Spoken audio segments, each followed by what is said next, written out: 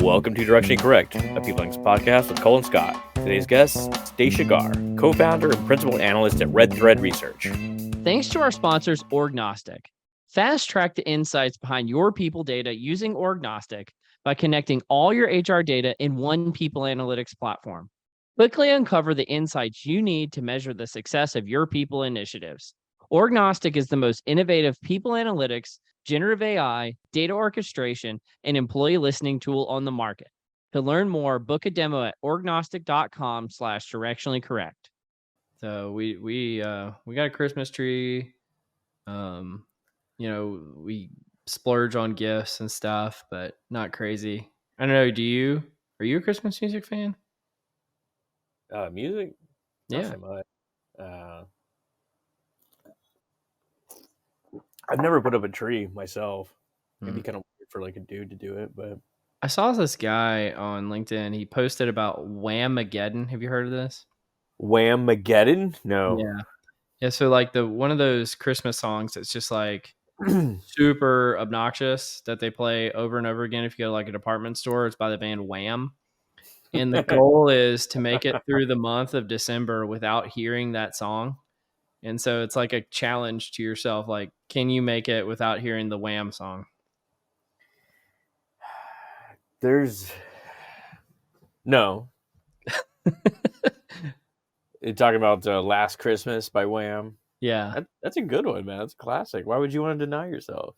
I don't know. I guess if you hear it over and over again. That and what Paul McCartney's We're Having a Wonderful Christmas Time. Those are classics.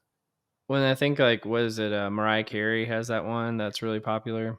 Yeah, we could do without that if Scott had his way. No Mariah Carey December. No Carey Christmas. No Carey Christmas. There's got to be a catchy name there to be had. What do you want for Christmas? You getting anything? Fucking lump of coal and shit. I think, yeah, I've not heard that one before. But I think I'm gonna get a pullover. I think that's quarter zip pullover. Zip pullover. That's the plan. That's Cole's Christmas this year. What about you? I have no idea. I buy whatever the hell. The older you get, you buy whatever the hell you want throughout the year because people mess it up. They start buying you gifts. And you're like, oh, great. The quarter zip that I didn't want. Yeah. Awesome. Well, do you guys exchange gifts? Yeah. And it's kind of devolved into like, it's super weird. So we will exchange like gifts of little to no value. Mm-hmm. Like, here's this thing from the dollar store. Or here's something I got in the mail that I thought you would find interesting. So it's like a white elephant, but it's like kind of, but there might be like 50 gifts.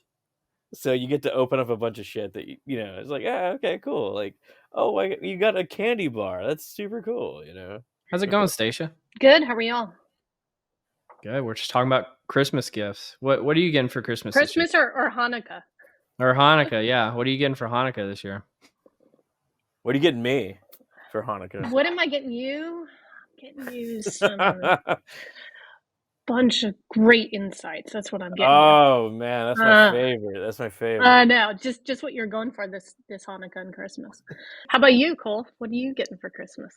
We were just talking about. I think I'm getting a quarter zip pullover. That's my big gift this year. So, and when you were joining, Scott was talking about how he gets like 1 million little gifts, not really anything big. Yeah, our family doesn't go big. We don't like one extravagant gift. It's lots of little things. Yeah, absolutely. Yeah. No, I think we're gonna go. We might go big this year. I've been looking for a pony for my kids. Thankfully, they won't listen to this podcast, so they don't know.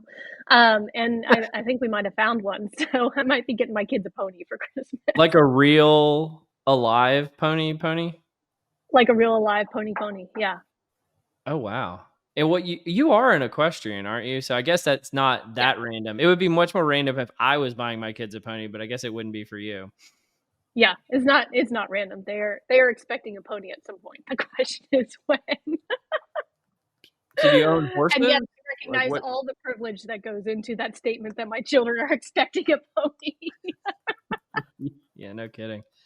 You got a high cost lifestyle currently. Oh my gosh. Oh yeah. No, it's a little rough around here right now. Anyway. Do you have like horses and stables and stuff? Like what does that entail? Yeah, I have a horse. She's boarded at a stable 20 minutes away. Yeah, and so she hangs out in a pasture. She's like totally cool if I never show up and pretends to be happy when I do. So it's a good relationship. Is it a riding horse? Yeah, I've had her for 19 years. Oh, okay, getting up there. Yeah, so she's my first child. How old do horses live? Like an old horse is 30. So okay. I've probably got another 10 years with good luck with her. So yeah. I was thinking they were like dogs. I was like, oh man, it must be getting kind of old, but no, it's like middle aged. Yeah, she's like middle aged. Mm-hmm. Okay. Yeah. Anytime I have like interesting guests on here, I realize like how ignorant I am about so many things. Like I know nothing about anything, but well, how many hands is this horse? Yeah, good. There you go. She's 14-1. So 14-1. That's right where I thought. That's right what I thought. Does she have a bit? I do often ride her. Yeah, we're like reaching the limits of my horse knowledge now, right? Do you ever shoe her? I do not shoe her. She is barefoot. So, but she's a registered quarter horse, and she is got a star and a snip on her nose. So now we're getting beyond. Wait, what's that? See it in your eyes. What's what is this? Yeah. It's like the markings, like the little white markings on them. Okay. Yeah. So, like a beauty mark, sort of. Kinda, yeah. Yeah. Okay. Helps you understand. Tell which horse is yours. Oh. So. See, and I'd heard the term 14 hands, but it was when I was buying wine. It was like a brand called 14 Hands. And it has a horse on the front of it, but I had no idea that was a horse-related term. So a hand is how you measure a horse. It's 4 inches. Like if you think about not probably my hand, but maybe your hand, this way.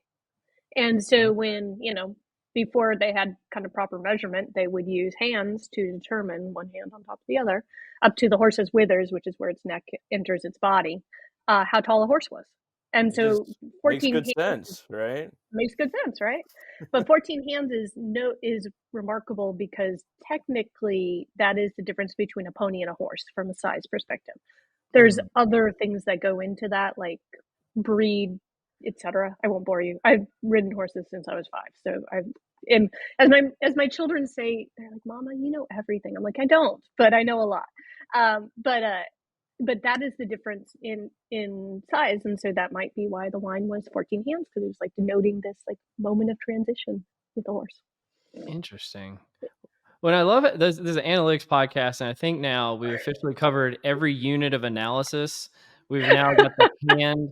We've covered stones before. I remember we covered that once a few weeks ago.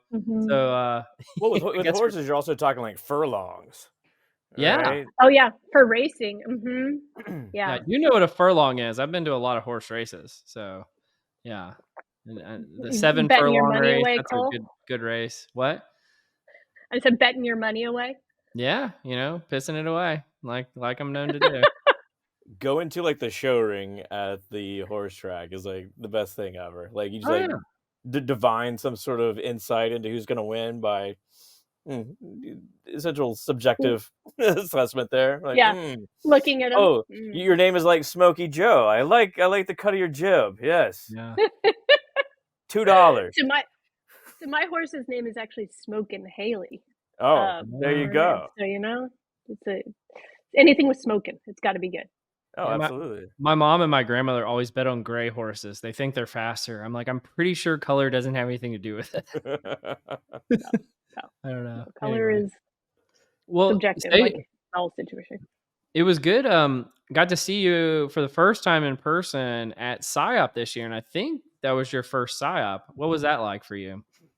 It was my first psyop. It was interesting, you know. It's I'm I was reflecting on a post from somebody in our network who was talking about how, you know, people analytics people are often introverted and kind of more comfortable with numbers, and I often don't feel that way when I go to conferences, because at this point I've been in the space for, you know, close to 20 years and I know a lot of people and blah blah blah. But I went to PsyOp and I felt introverted.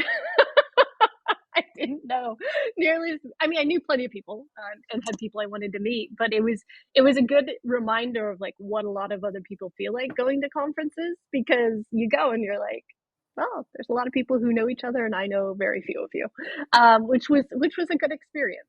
It was also a good experience just to kind of see the more academic perspective on the side of the work that we do, um, and I think also there, you know, one of the cool things about what I get to do is I get to take ideas from all sorts of different places, and so kind of just thinking about what are the ideas that are there and how are people thinking about our space, and then how do we make that more actionable and something that people who are actual practitioners can use in the workplace is it's, you know, it's always good to be exposed to good new ideas. So that was cool.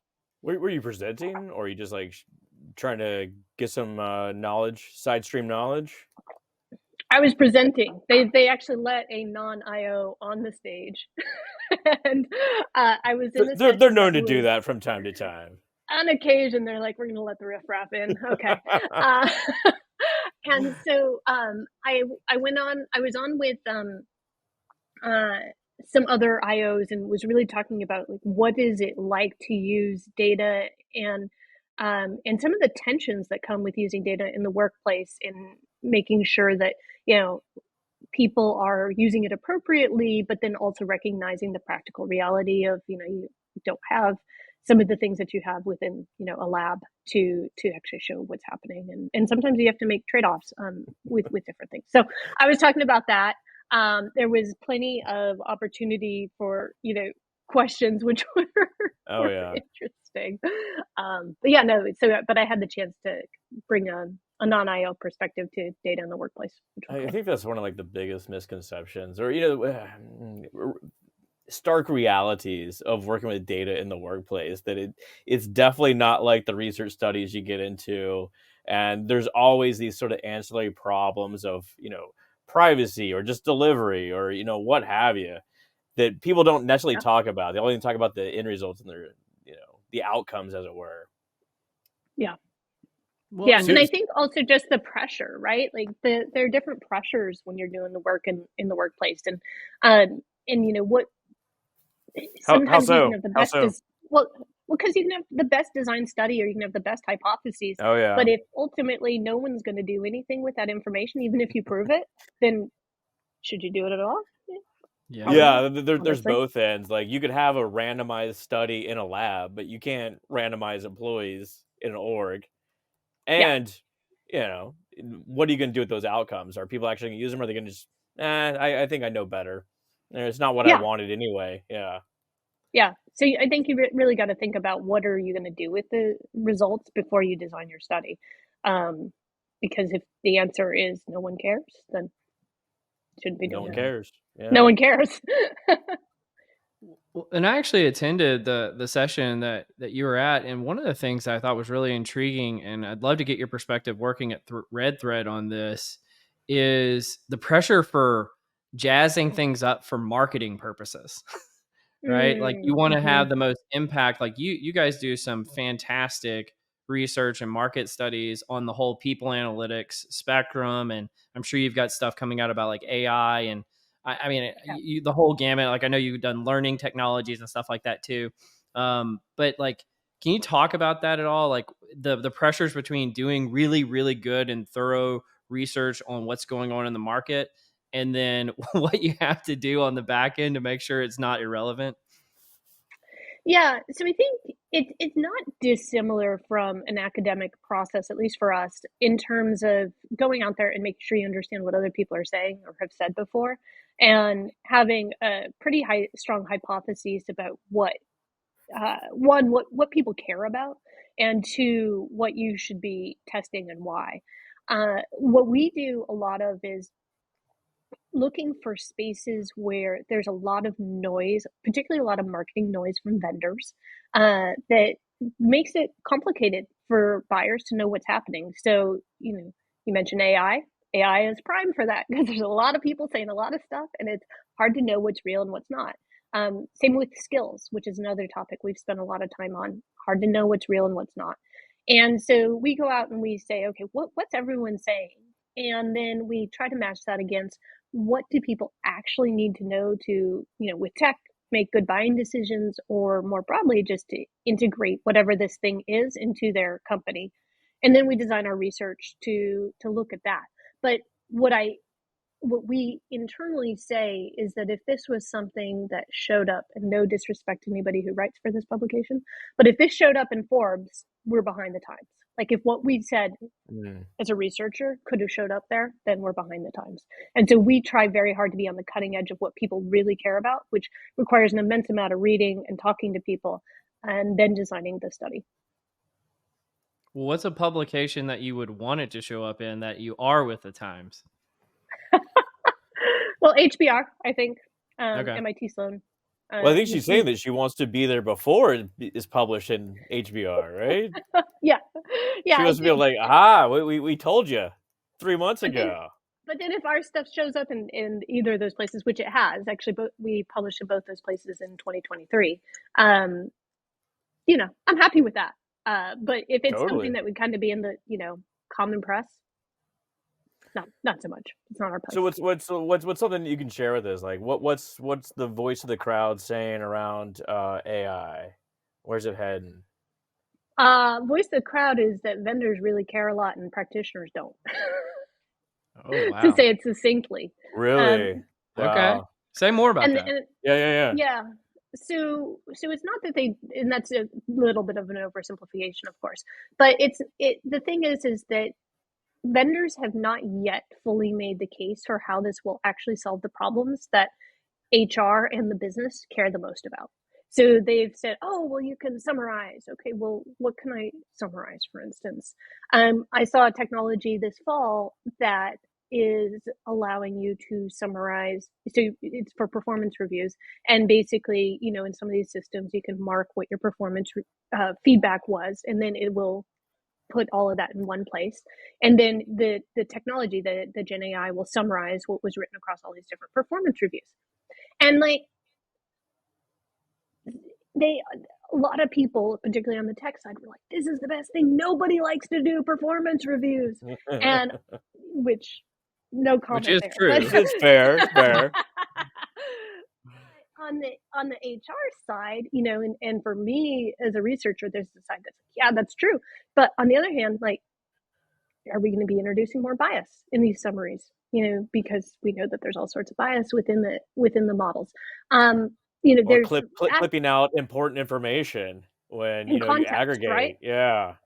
Right, because all it's doing is kind of getting at the very, average part, but it may not say, hey, this one thing that you did that this one person made comment on, like that was actually next level, like that's you demonstrating the next capability. There's a fascinating study that's out there that was done on using, maybe it wasn't a study, I think actually it was just an article, but it was on the impact of using a bot versus a person for kind of therapy sessions, right? And when they found that the person and the bot said the exact same thing, if someone knew it was a bot, they discounted it, found it less valuable than if it was a person who, again, said the exact same thing. And when they dug into it and they asked why that was the case, it was because what mattered was the time that somebody put in to giving you the feedback, to hearing your story, to listening. Now, translate that to performance reviews. If I think that a bot wrote my review, that has no value. Like, you take the criticism that people have of performance reviews today, it gets even worse, right?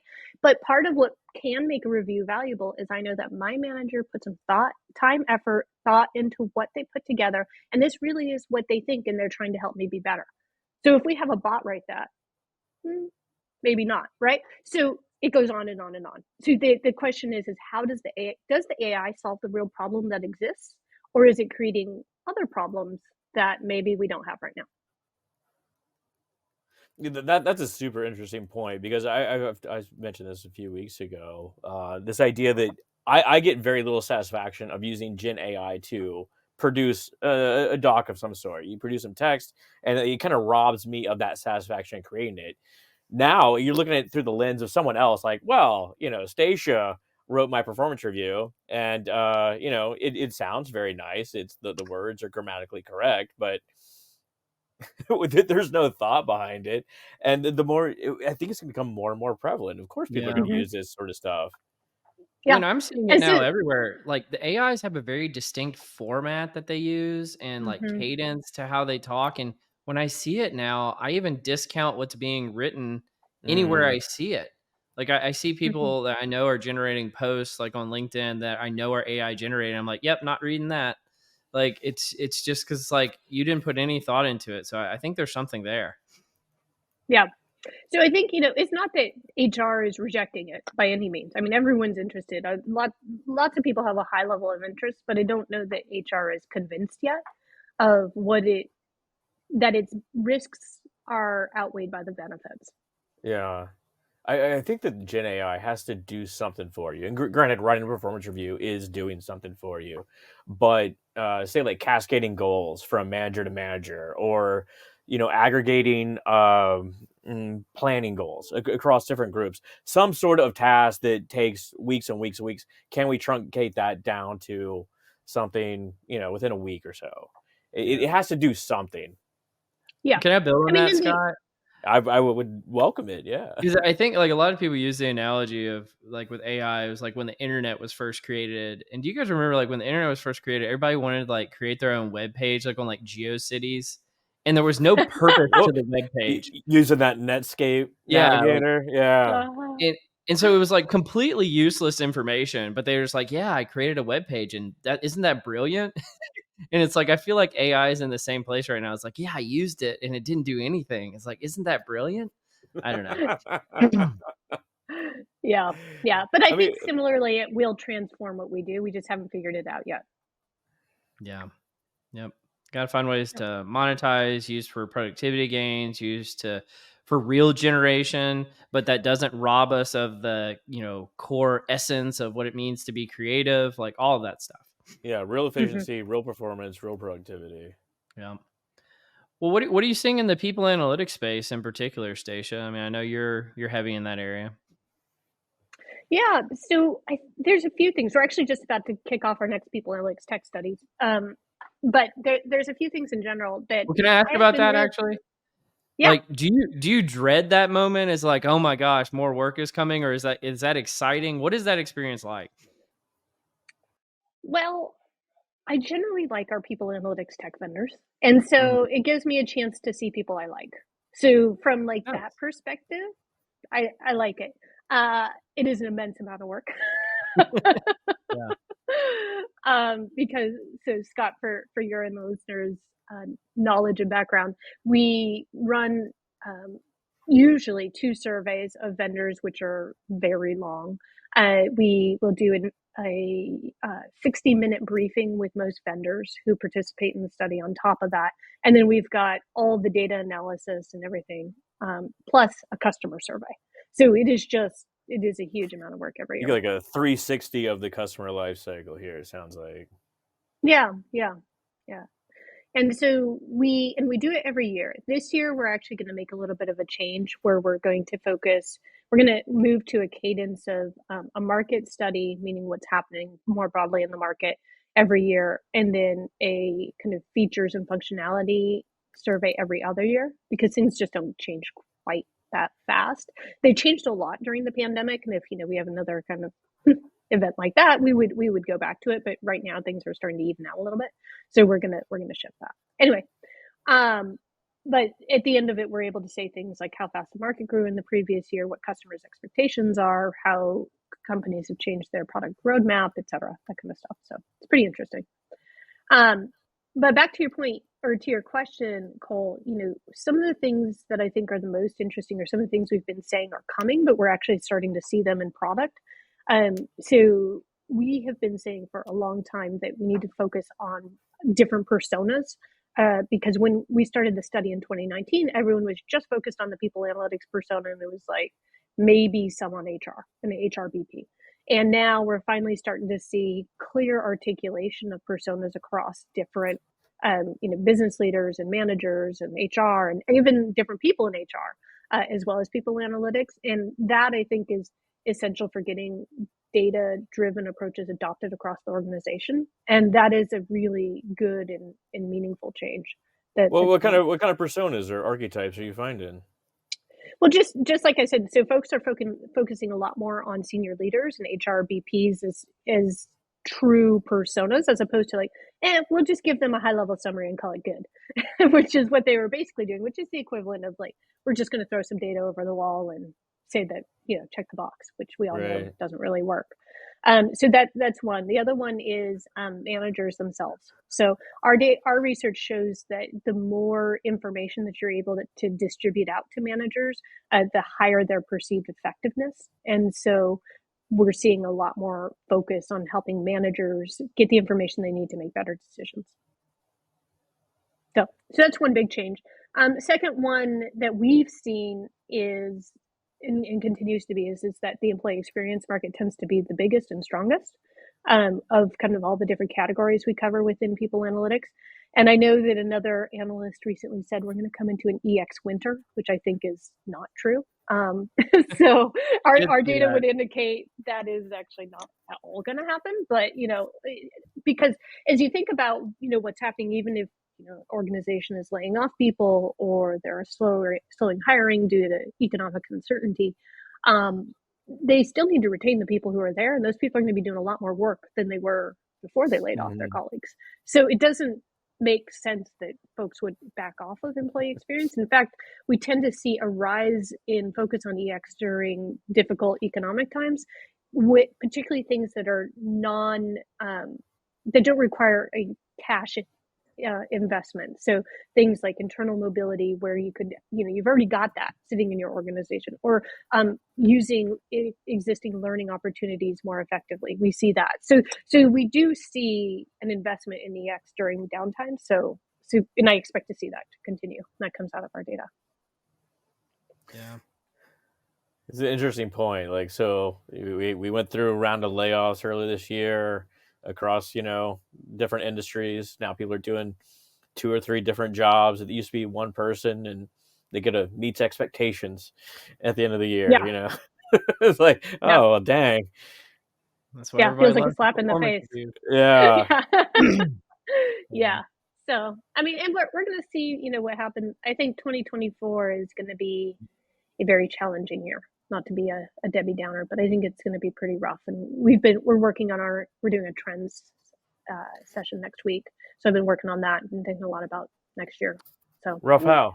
Yeah. Why would it be harder than this year was? Well, the majority of economists think that a now hopefully mild recession will happen in Q1 and Q2. Whereas before it was much more evenly split. It was like 50-50.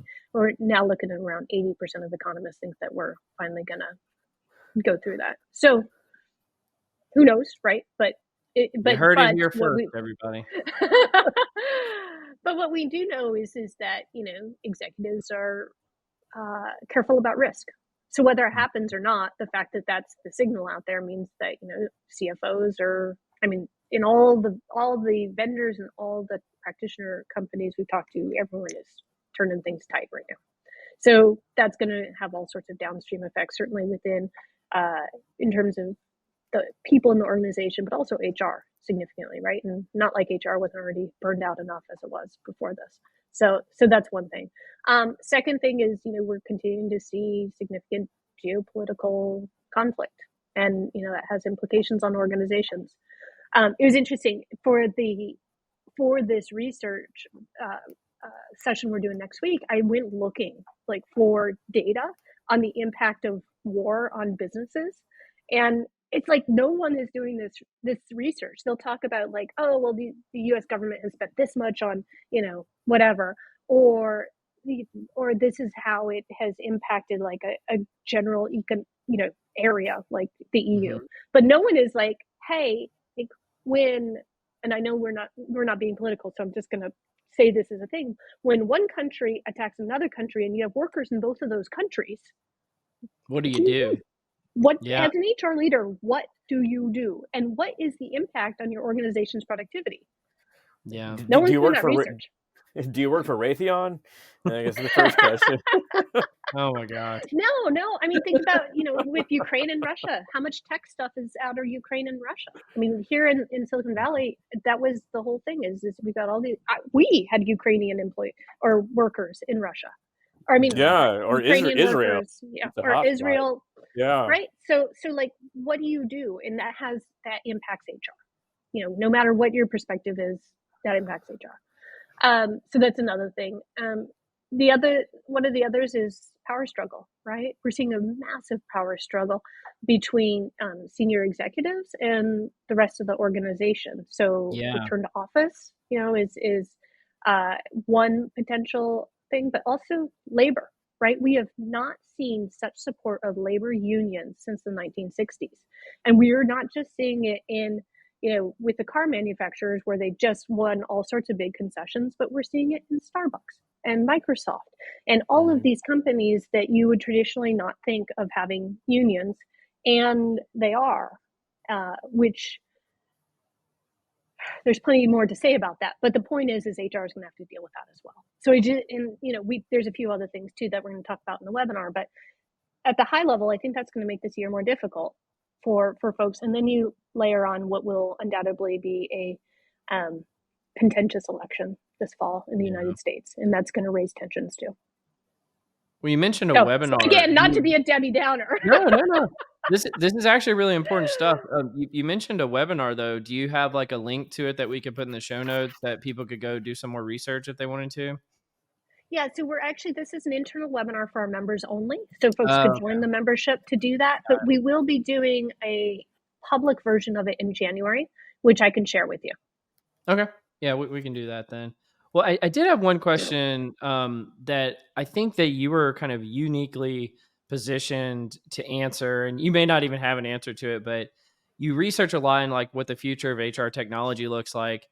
Is there a future HR technology that you don't see that exists that you think would be truly transformative and somebody needs to go build it? Like, what would that be? So we're talking a lot about broadly AI and its impact on, augmentation of workers and automation. We're also seeing a lot of talk about skills. What are people's skills, and what skills do they use in a given job? I don't see anything that is bringing that together, right? So like if I have X skills and such technology can either augment what I'm doing or automate, take away some of that, what is then how does the work that I do look different? And what is the work that should come on my plate that has to replace the work that just came off my plate? How do I think about work design, skill capability, and what the future organization should look like given those things? And so it's like a skills operation manager or operations management tool or something.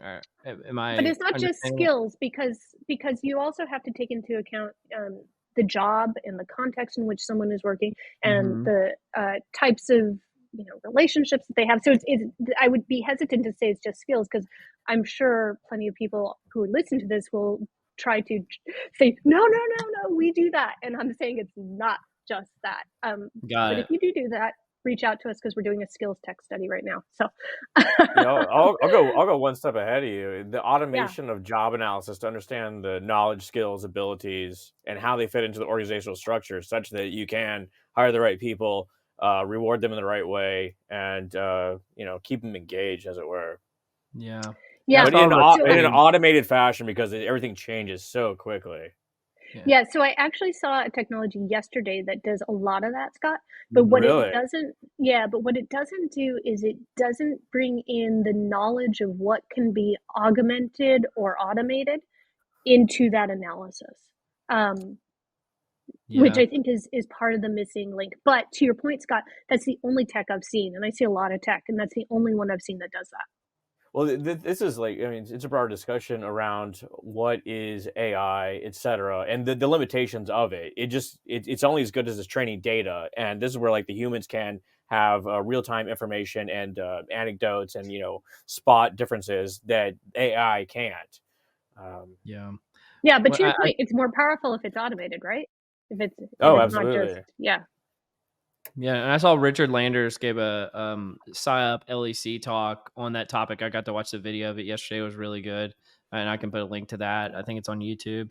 But do you want to join us in the confusion matrix, Stacia? Sure, let's do it. The confusion matrix. Are you ready to be confused? Absolutely. Let's do a little research roulette. How about that? Okay, Stacia, your job is simple. We got 3 articles. One of them is real. Your job is to identify the real article, okay? Okay. And if you win, Cole is going to send you a personalized email with a social media tile that you can share on LinkedIn or any other social media of your Lucky choice. you. Or frame it. What have you? Whatever makes you like. makes my day. And if you lose, like the kids will probably get like a 13-hand pony as opposed to a 14. Something like that. Okay. These are all animal based. Number 1, the title of this article is Even Chickens Prefer Beautiful People. This is from the Journal of Avian Behavioral Studies from Stockholm University. Article number 2, the aesthetics of taste. Do goldfish appreciate classical music? International Journal of Aquatic Animals from Tufts University. Or 3, Understanding Art Through the Eyes of a Pigeon. Journal of Art Appreciation from New York University. So you got chickens preferring beautiful people, the aesthetics of taste, do goldfish appreciate classical music, and understanding art through the eyes of a pigeon. All right. So here's my thinking. Am I supposed to explain my thinking? Can I do that? Sure. Yeah, absolutely. All right. So on pigeons, I love there's the all pigeon. sorts of, well, but there's it. all sorts of research, right, about how people who have grown up perceiving themselves or being perceived as more attractive tend to have more confidence and kind of exude other things that are not directly related to beauty. So there's possibility that we got a little correlation going on there between beauty and attractiveness and energy that the pigeons could like. So I'm going to go with that's a solid maybe true. Okay. On the next one, which was the goldfish, right? There's a resurgence in research on goldfish, guys. You probably haven't seen it, but you are so cutting edge. I mean, I love this. Better not be this is what you get it. This is what you get when someone who wanders around the internet for we research. do goldfish. All right, so goldfish, they've been able to show that they do not have short memories. There was an article recently on how a goldfish, they put it in a tank and it was on wheels, and then they could put something that they thought the goldfish would want and something it wouldn't, and it would actually, by pushing against the glass, would push the tank to the right place. So oh my god! So you can navigate a tank around like a laboratory or something like that? Yeah, totally. I'm going to have to find this article for you guys to put it in the notes afterwards. So I'm going to say goldfish are real, which leaves us with the last one of art, pigeon, or art and even chickens prefer beautiful people. No, that was number 1. I was pro chickens. You're pro chickens. The last one is understanding art through the eyes of a pigeon. Yeah, I'm going to go with that's false. Like, I don't know. So I can't find some justification. Oh, 2 are false. 2 are false. All right, so definitely pigeons. It's like 2 lies and a truth. All right, I believe in the goldfish. So let's get rid of my hypothesis on the chickens. And you believe in the goldfish. Yep. What's the answer? Well, Cole? I like the pigeons one. You like the pigeons one. You like pigeons? Yeah. You, It you just probably have seems some so back weird and information. implausible that it's got to be plausible. Okay, y'all ready? Yep. Here we go. It's actually the chickens. Chickens prefer beautiful people. Those darn chickens with their So, attractiveness bias. I read this earlier this week, but apparently they train chickens to respond to a average-looking woman's face, and then did some sort of experimental design to, they prefer the more attractive people, and they say it questions the evolution of perception of beauty. This sort of thing. Okay. All right. Well, we were both wrong, Cole. So everyone feels shame. Everyone feels shame. Do Well, I the don't feel. chickens I feel lay like I had a prettier good eggs? hypothesis there. Do they? Yeah, the little Easter eggs, little colorful. Yeah. They got the spotted nose like the horse. All right. Well, let's do some nerdery. How about that? Let's do some nerdery. The nerdery.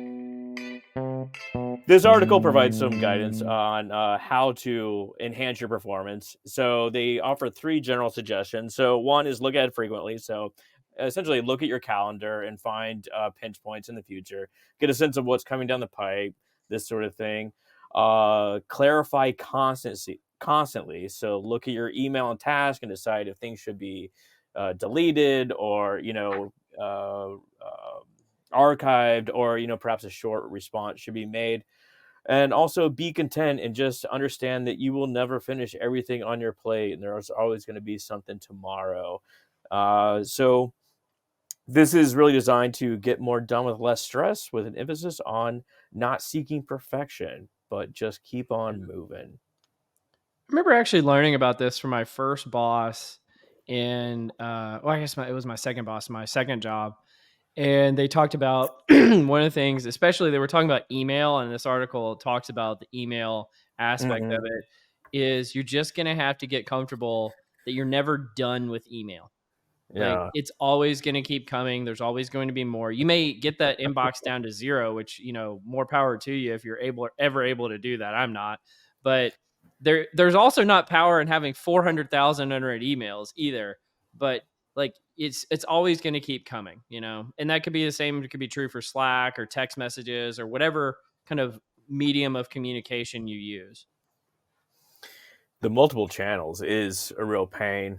Cole can attest that I'm very comfortable with not responding to personal email anyway. For work, I strive for no scroll inbox. So, have so few emails that you don't have to scroll up and down. That's a lofty goal, but not often achieved. What's your email hack, Stacia? Or do you have one? Are you 400,000 unread emails? Are you that kind of person? I got 21,000 unread emails. Oh So, my lord. But the Oh my thing, so lord. here's the thing. Here's a book for you guys. 4,000 Weeks. And it's 4,000 Weeks Time Management for Mortals. And basically what the whole thesis of that book is that we have been told that we need to be so productive and do all these things. And we put all this false stress on ourselves. And like, really? Does it matter? Nah. So if you look at the book, at the article that you guys shared, the 2 things I would agree with is like figure out your big picture. Like what is it you're actually trying to do? Like 1 or 2 things that you're trying to do. And then second, realize that you're never going to be done. And just be somewhat okay with that. To answer your question directly, Cole, I do have email hacks. Things go into certain folders. If it's really not that necessary, that's part of the reason that I've got 20,000. It's not that I've got 20,000 in my main section. It's that I've got 20,000 filed away in some folder, and whether or not I need to see it, But so that's part of it. I also have an assistant who helps me go through my email and make sure I respond to things. Things like, "Hey, Stacia, what you want to talk about on the podcast this week?" Which can be more or less effective. And so I think the thing is figure out how you can have the things that are truly the highest priority and aligned to your biggest priorities, and make sure you get there. And then everything else is going to be noise, and you just got to be okay with that. vibes of what's the quadrant system? Important and urgent, and you try and bucket everything in your life, or all the tasks anyway, into one of these quadrants, from do it now to delegate, etc. Yeah, the Stephen Covey, urgent versus important.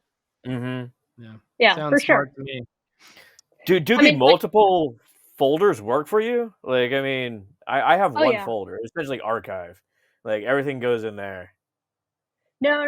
So, like, for instance, because I have a podcast, that was actually part of the problem, Cole. Is yours Oh, kept going into really? my podcast. Yeah, my podcast folder. So anything that comes in this podcast goes there, and so I don't always look at it because of when we record. Anyway, yeah, our podcast is called Workplace Stories by Red Thread Research. But so what happens though is when I'm ready to like think about a topic, then I go there. I'm like, okay, I am ready from a time blocking, because I have a crazy time blocker, which is why Calendly actually doesn't work very well for me, because there's literally no space on my calendar. So because I'm always making a trade-off between, am I going to talk to this person? Am I going to allow this meeting on my calendar versus the work time that I've blocked to get done? I find that if you have your calendar wide open, you just think it's wide open and you let other people take priority. I own my calendar and I give time away, and I think about it that way. Anyway, not to get on that particular soapbox. No, let's get on the soapbox. That's the whole point of why we do these nerdery things. Yeah, no, I have very strong opinions on time usage. It sounds like you've been burned. You've been burned. No. Like I No, have some thoughts about Calendly too, just to put it out there. Yeah. When I've set out links to people to like book time with me, what will happen is like literally every minute of every day will be booked up with people from Calendly. I'm like, Oh, I got you. geez, like, can you guys give me a break? And so then you start like trying to block out time, but it can just take over your life. And so I totally jive with what you're saying, Stacia, about you got to own your calendar, your life, because otherwise people will like take over for you. Take back your Yeah. day. Yeah, you have to own your day. I make with every meeting I accept, including this one, Cole, I make a decision like, is this the thing I would rather be doing than writing research, than seeing my kids? Like, those are the two things I trade off against all the time. And usually I don't take any calls on Fridays. Like, it's a hard rule, but special exception for Cole. But Aw, that's really sweet. But now I'm wondering, are you regretting it? No, I listen to enough podcasts to know it'd be fun. Let's do this next nerdy one. Actually, I came across this article a while back, Stacia, but I saved it for you because I thought it would be a really interesting one about startup founder personalities. So this is from Nature, and this is I think it's Nature, or maybe Scientific Reports. It's some really big journal. It was Nature. It is Nature, yeah. And what these researchers, I don't know where they came across this data set, but they got a data set of 21,000 startups and their founders' big 5 personality traits. And what they found is there's actually 6 different profiles or types of what makes a good startup founder. But in general, that they value variety, novelty, and starting new things, obviously, with like openness to adventure, being the center of attention, and they have lower levels of modesty, and being exuberant, so higher activity levels. And so I thought this was fascinating because one of my theories that I've had on this, and I've actually just coincidentally had quite a few folks reach out to me over the last few weeks about like, how can you assess startup founder personality and this type of thing? And I always say, look at the tails, right? Most of the time with personality, you're wanting somebody who's kind of well adjusted, just maybe high, maybe low, depending on what kind of factor you're llooking for. But with startups, you need, some 4 Sigma, some 6 Sigma individuals on some of these kind of characteristics. And I'm curious what your experience has been like, because I'm sure you talk to a lot of these folks, Stacia. Yeah, for sure. So it's actually, the data set's super interesting, Cole. I read the whole thing. And it's a combination of Crunchbase and then cross-reference to their Twitter commentary. So it's their personalities as represented on Twitter. But that's how they made the connection. Yeah. So it's really, I mean, just methodologically, like, good job thinking of that one. Yeah, no kidding. So I think, that's, I mean, I started a company and, I would say from personal experience reading that, I was like, yeah, that's probably fair. Like I get bored easily and want to do something else. And there's always something new to do with your own company. Because there's always something to be done because there's never enough people and resources and money. But in terms of, seeing a lot of the startups that I see come through, I think that it holds true because effectively you have to have an idea and an appetite for adventure to go make that idea be a thing. And you also have to have a somewhat unreasonable level of risk tolerance because, more than 50% of startups fail. I think in that same article, it said that only 30% make it past 7 years. So you have to be willing to bet on yourself that you're going to beat the odds. And that takes a certain, again, I think it was expressed as, desire for attention or whatever it was, but you just have to think you're good enough to make it. And I think that's true. It really resonated with me in terms of what they found. What do you think about this one, Scott? Well, first it raised questions around toxoplasmosis, which we know is associated with entrepreneurial spirit. As one does. As one does. We can cover that later. But what I found most interesting, and this resonates with me, is that the most successful entrepreneurs are the ones with a diverse team around them. So yes, you can be optimistic, you can be impulsive, you can have great ideas, but you need the balance. You need either you're a very strong, optimistic and adventurous sort of person, and you need a technical balance, or you're very heavy in the technical and you need like the salesperson with you. Have you ever watched the show? I think it's called The Food That Built America.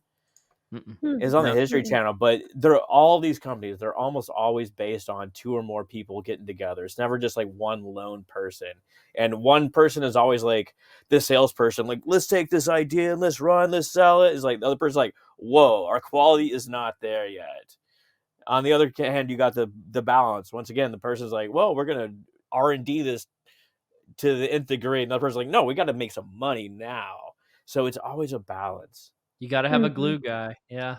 You got to have somebody that sticks it together. There's lots of parallels for this podcast. Oh, wow. Anyway. But it's really about the toxoplasmosis. That's what I know. Yeah. Betting on yourself, risk-taking behaviors, sniffing cat urine, all of the good stuff. Eating all raw the meat. things. Yes. Yeah, absolutely. Well, Scott, do you want to cover the last one? Last one, absolutely. So, how would you describe your sleep quality, Stacia? Oh, very poorly. She went on mute. Sorry, what was that? Oh, we're leaving that in too. Yeah, we'll leave. But for everyone that isn't watching, Stacia just immediately hit mute as soon as I started talking here. But we'll let it slide. We see how it is, Stacia. I mean, that's because I'm working from home and somebody walked across the back and I didn't want you to happen. Oh, it's always about distraction. It's beautiful timing. But apparently living on the wrong side of a time zone can impact how much sleep you actually get. So people on the western part of the time zone, the sun goes down later than on the eastern side. In fact, it's about an hour difference. So like the sun were to go down on the eastern side about 7:30, western side about 8:30. And this leads to when it goes dark, your brain releases melatonin, and people on the east side of the time zone get about 19 more minutes of sleep per night. So what does this mean? So people on the western side, they're less likely to get 6 hours sleep, less likely to get 8 hours total sleep, more likely to be obese, more likely to be overweight, more likely to have a heart attack, and they're less productive overall. So it's pretty crazy. Do you think this one's real? So oh, absolutely. Mm-hmm. Well, so here is my thought. There's a lot of other research that goes into saying that the impact of lights have completely disrupted our like circadian rhythm to nature. And so basically, yeah, it might get darker, but we have so many lights, particularly in our homes, that we don't really notice. So I was reading it. I was like, yeah, I can see this, but I'm not sure I think this is what's really causing it. Yeah, I mean, like if you like pluck people out like the 1700s, where everyone's like candlelight, but I think that Right. still exists, right? Like Yeah. it's. I don't know. So Well, I'm I from actually watched. Arizona originally, and we have no time zone Yeah. change, which was like blew my mind. Literally, I've told this story before, but when I went to college as a freshman, and they're like, "Oh, the time's going to change tonight. It's going to drop back," and I was like, "What are you talking about?" It's like, "Is this like Never some heard of such freshman thing. prank?" No, I'd never. Mm-mm. You can tell where I started. I'd never been out of Arizona during the time change, and I didn't know what the heck they were talking about. So I have kind of a funny relationship with time anyway. But I mean, maybe this is true, but it could also be something else, right? And this is why I'm a Yeah. researcher, because I'm always like asking questions like, is that really right? But Well, you could also divide the country in north and south as well. Like the sun goes down much earlier in the north, so if you combine these two things, it makes perfect sense. The Earth is rotating, and you have the time zone. Everyone's in that same time zone. On the eastern side, Mhm. the sun's is naturally gonna get darker before, Yeah, the but effect of the it's still the curvature of same the time. Earth is real. Like in the northern hemisphere versus southern, or whatever. I'm probably not saying that right, but I actually watched a video this week about the international dateline. Yeah. Apparently, mhm, that thing zigzags like crazy, and there's some areas that are like 6 hour, like little island chains out in the middle of the Pacific Hmm. Ocean that are like what would be in a normal time zone, like 6 hours away, but they're in yesterday because of the international dateline. It really screws up their ability to work in other places Oh, because of such gotcha. vast, zigzags of the international dateline. So I think that this is mhm. absolutely true. Maybe it's not within the hour, but if you went like a two full or like 2 hours or 3 hours difference from everybody else, that's got to be a huge difference. I mean, the Yeah, data but is really compelling to me. Go on. wouldn't you expect, Scott, to your point, that you would see the same thing the farther north you get in the country, Yeah, right? And yeah, you don't see absolutely. that I'm just saying in that the they data. haven't. They didn't cut it that way. Yeah. Okay. I bet you would I don't though. know.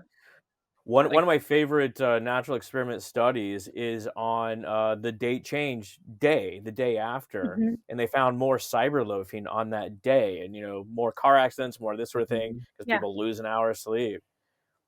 Hell, yeah. like I think Yeah. we talk so much in organizations about like wellness and like go to the meditation tent and all this sort of shit. But one thing that would be like no cost to the organization would be to, hey, get better sleep, everybody. Rest up. See you tomorrow morning. Yeah. No kidding. I remember I lived in Chicago for a little while, and I never realized because I'd always lived in the kind of the southern part of the United States. And in the month of January, the days were so much shorter. I would leave for work and the sun would still not be up yet. And when I would left work at the end of the day, the sun had already gone down. So I didn't see the sun for like a month. Welcome to And that Seattle. was Yeah. extremely depressing. And so I was like, I can't handle this. And so I always tell people Chicago's like a really cool city. I enjoyed living there, but I had to move back to Texas because I couldn't handle just the month of January. It was just so brutal. And not to mention it was cold and windy. But yeah, it was rough. The summertime, you get the exact opposite, where the sun will come up at like 4:30 in the morning, go down about 9:30. Yeah. It's Summers are insane. awesome up there. It was so awesome. But Yeah. anyway. Well, I think we've hit that point in the conversation. So Stacia, it was amazing having you join us today. And I've been looking forward to this for a while. And I appreciate you taking time on your Friday, because since apparently that's like a sacred day. So thank you for joining this with us. But before I give you the final word, Scott, any parting words for Stacia? Stacia, pleasure to meet you. Hope to see you at PsyOp next year. Yeah. It was great to meet you too, Scott. And Yeah. thank you, Cole. I've been looking Awesome. forward to it as well. Cool. Well, you've been listening to Directionally Correct, People Analytics podcast with Cole and Scott and Stacia Garr. Thanks, Stacia. Thank you. All opinions are our own and do not reflect those of any other organization. You've been listening to Directionally Correct, a People Analytics podcast with Cole and Scott.